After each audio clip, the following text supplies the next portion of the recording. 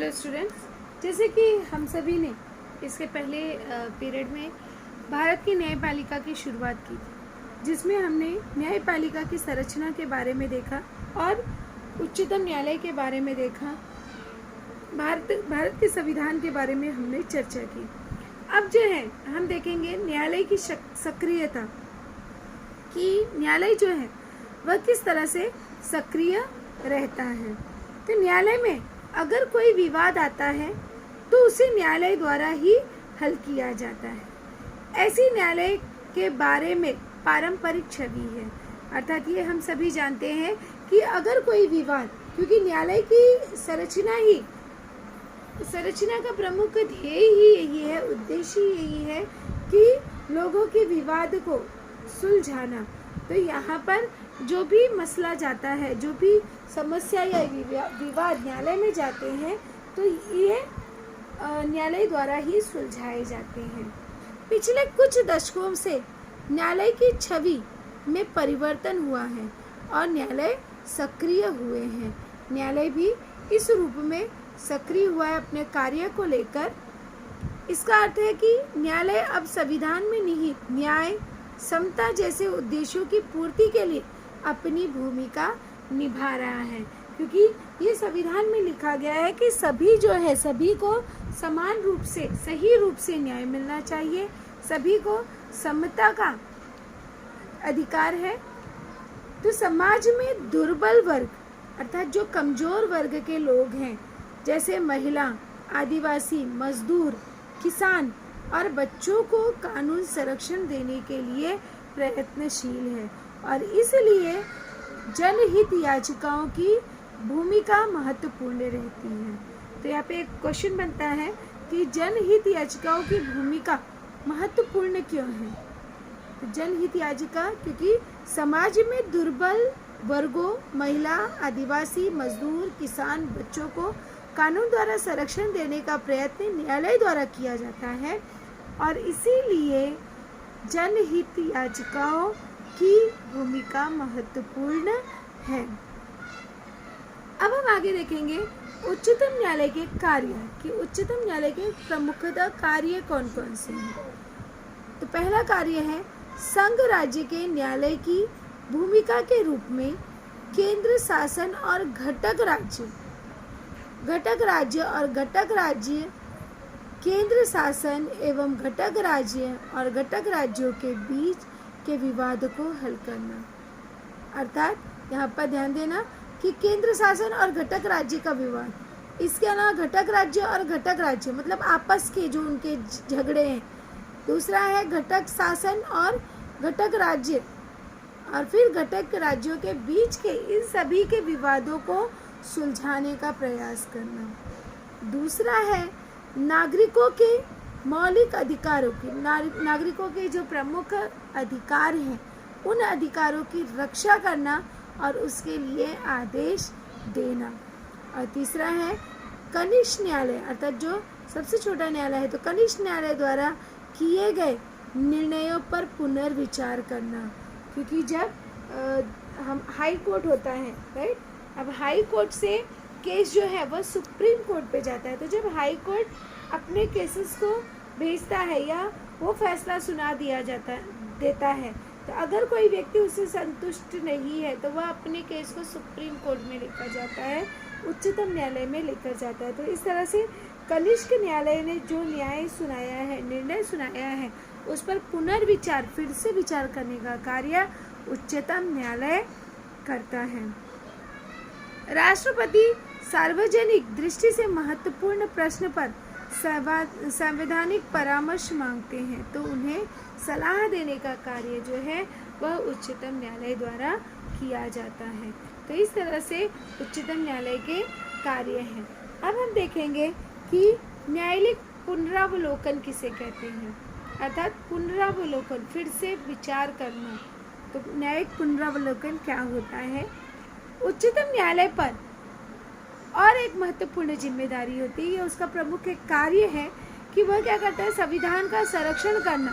संविधान देश का मौलिक कानून है, यह हम सभी जानते हैं। तो इस कानून का उल्लंघन होगा या उसकी विरोधी कानून संसद नहीं बना सकती।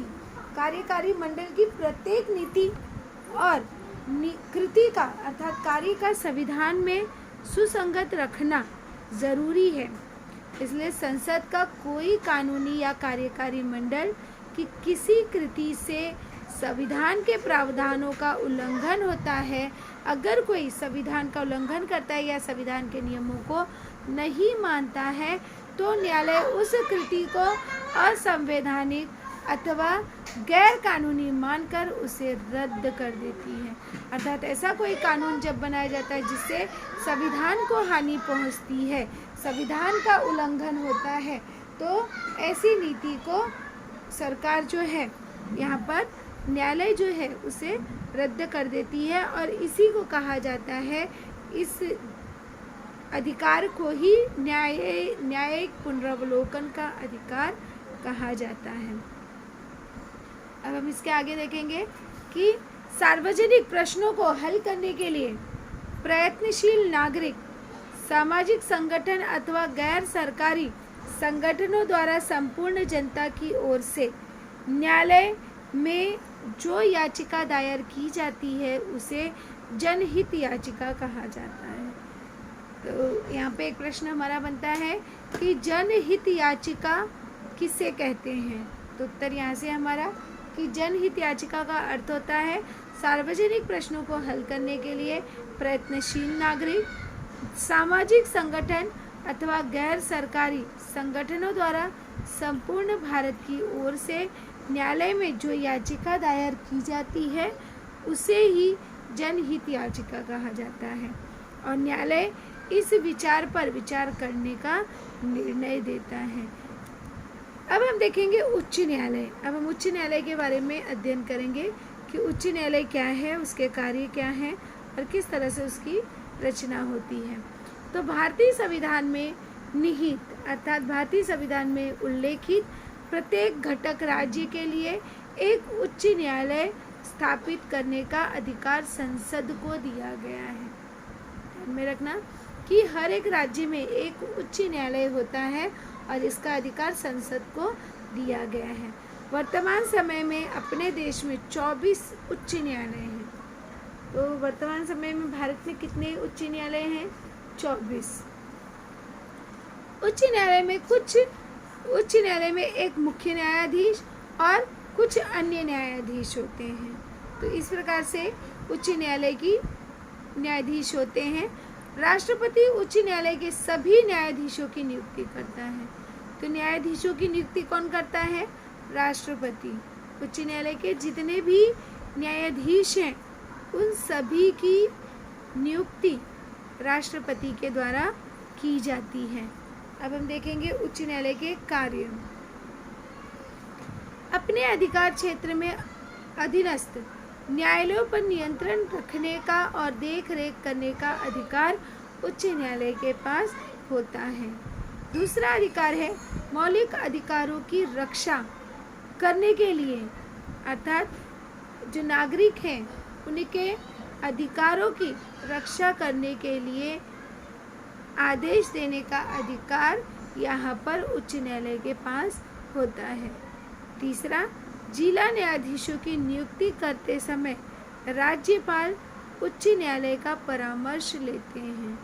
तो इस तरह से उच्च न्यायालय के प्रमुख अधिकार हैं। अब हम देखेंगे जिला और अधीनस्थ न्यायालय। जिला और तहसील स्तर के न्यायालयों से लोगों को हमेशा संबंध होता है, क्योंकि कोई भी छोटे मोटे केसेस होते हैं तो लोग जो है वो अधीनस्थ न्यायालय में जाते हैं सबसे पहले, कोई भी उच्च न्यायालय या उच्चतम न्यायालय में नहीं जाता है। तो प्रत्येक जिला न्यायालय में एक जिला न्यायाधीश होता है। तो यहाँ पर खाली स्थान के लिए पूछा जा सकता है, प्रत्येक जिला न्यायालय में खाली स्थान जिला न्यायाधीश होते हैं। तो कितने होते हैं? एक जिला न्यायाधीश होते हैं। भारत के कानून संबंधी शाखाओं के बारे में अब हम अध्ययन करेंगे। तो भारत की जो कानून शाखा है, तो कानून पद्धति की दो प्रमुख शाखाएं हैं। एक है दीवानी कानून और दूसरा है फौजदारी अर्थात आपराधिक कानून। सबसे पहले हम देखेंगे दीवानी कानून क्या होता है। दीवानी कानून लोगों के अधिकारों का हनन अर्थात उन्हें छीनना, हनन अर्थात छीनना, कि लोगों के अधिकारों का हनन करने वाले विवाद इस कानून के अंतर्गत आते हैं। तो दीवानी कानून के अंतर्गत कौन से विवाद आते हैं? तो लोगों के अधिकारों का हनन करने वाले विवाद दीवानी कानून के अंतर्गत आते हैं। उदाहरण के तौर पर हम देख सकते हैं, जैसे जमीन से संबंधित विवाद, यहाँ पर जो है उनके अधिकारों का हनन होता है। भाड़ा पट्टा, कोई भाड़ा नहीं दे रहा है। विवाह विच्छेदन, डाइवर्स, तो इत्यादि केसेस जो है यहाँ पर आते हैं। संबंधित न्यायालयों में याचिका दायर करने के बाद न्यायालय उस पर निर्णय देता है। अब यहाँ पर टिप्पणी लिखो में आपको पूछा जा सकता है, दीवानी कानून पर टिप्पणी लिखो। तो दीवानी कानून पर टिप्पणी लिखो तो आपको इतना पूरा लिखना पड़ेगा। दीवानी कानून क्या होता है? लोगों के अधिकारों का हनन करने वाले विवाद इस कानून के अंतर्गत आते हैं। दूसरा पॉइंट, जमीन, उदाहरण के तौर पर जमीन से संबंधित विवाद, भाड़ा पट्टा विवाद, विवाह विच्छेदन आदि संबंधित न्यायालयों में याचिका दायर करने के बाद न्यायालय उस पर निर्णय देता है। अब इसके बाद हम देखेंगे फौजदारी कानून। तो फौजदारी कानून क्या होता है? फौजदारी कानून के सहारे, उसकी मदद लेकर फौजदारी कानून के सहारे गंभीर स्वरूप के अपराधों को हल किया जाता है। जो भी गंभीर समस्याएं हैं उसे हल करने के लिए फौजदारी कानून का उपयोग किया जाता है। उदाहरण के तौर पर जैसे चोरी, डकैती, दहेज के लिए शारीरिक यातनाएं देना, मारना पीटना, हत्या आदि का जो केस है वो फौजदारी कानून के अंतर्गत आता है। तो यहाँ पर प्रश्न बनता है कि फौजदारी कानून के अंतर्गत कौन कौन सी समस्याएं आती हैं? तो उत्तर हमें मिलेगा, फौजदारी कानून के आपराधिक कानून के अंतर्गत चोरी, डकैती, दहेज के लिए शारीरिक यातनाएं देना, हत्या आदि संबंधित समस्याएं आती हैं। तो इन अपराधों के लिए सबसे पहले पुलिस में प्रथम सूचना रिपोर्ट FIR दर्ज किया जाता है। अगर फौजदारी कानून है तो फौजदारी कानून के लिए सबसे पहले FIR कॉपी चाहिए होती है। तो जब ऐसे केसेस होते हैं तो सबसे पहले FIR दर्ज किया जाता है। पुलिस उसकी जांच करती है कि यह व्यक्ति सही बोल रहा है कि नहीं, उसके साथ ऐसी घटना हुई है या नहीं। इन सभी की जांच पड़ताल पुलिस के द्वारा किया जाता है। उसके बाद अदालत में मुकदमा दायर होता है, अर्थात मुकदमा दाखिल किया जाता है और अपराध सिद्ध होने पर सजा का स्वरूप भी गंभीर रहता है। तो इस तरह से फौजदारी कानून जो है वह अपने कार्य को सही रूप में आगे बढ़ाता है। भारतीय न्याय व्यवस्था का देश की प्रगति में बहुत बड़ा योगदान है। हम सब जानते हैं कि अगर न्याय व्यवस्था नहीं होती तो यहाँ पर हर कदम पर लोग एक दूसरे का मर्डर कर देते हैं। रोज़ जो है यहाँ पर नए नए जुर्म होते। सामान्य लोगों में भी न्यायपालिका के प्रति आदर और विश्वास की भावना है। सभी लोग विश्वास करते हैं तभी तो न्यायालय में जाते हैं। अगर उनमें विश्वास की भावना नहीं होती तो कोई भी न्यायालय नहीं जाता। भारत की न्यायपालिका ने व्यक्ति स्वतंत्रता, संघराज्य और संविधान की रक्षा की है। तो यहाँ पर भारत की न्यायपालिका ने किसकी रक्षा की है? तो भारत की न्यायपालिका ने व्यक्ति स्वतंत्रता, संघराज्य और संविधान की रक्षा की है। भारतीय लोकतंत्र को सशक्त बनाने में न्यायालय का सबसे बड़ा योगदान है। इस प्रकार से भारतीय न्यायालय का सबसे बड़ा योगदान है। अब यहाँ पे कारण लिखो या संक्षेप में उत्तर लिखो के लिए आपको पूछा जा सकता है कि भारतीय लोकतंत्र को सशक्त बनाने में न्यायालय का सबसे बड़ा योगदान किस प्रकार से है। तो यहाँ पे हमें उत्तर मिलता है। पहला पॉइंट, भारतीय न्याय व्यवस्था का देश की प्रगति में बहुत बड़ा योगदान है। दूसरा, सामान्य लोगों में भी न्यायपालिका के प्रति आदर और विश्वास की भावना है।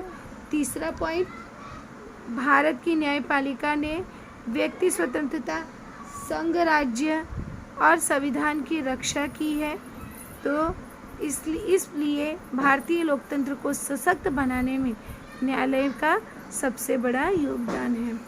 और यहाँ पर आपको फौजदारी कानून पर भी टिप्पणी पूछी जा सकती है, और इस तरह से जब फौजदारी कानून पर टिप्पणी पूछा जाएगा तो आप यहाँ से लेके पूरा ये सब पॉइंट्स बताओगे।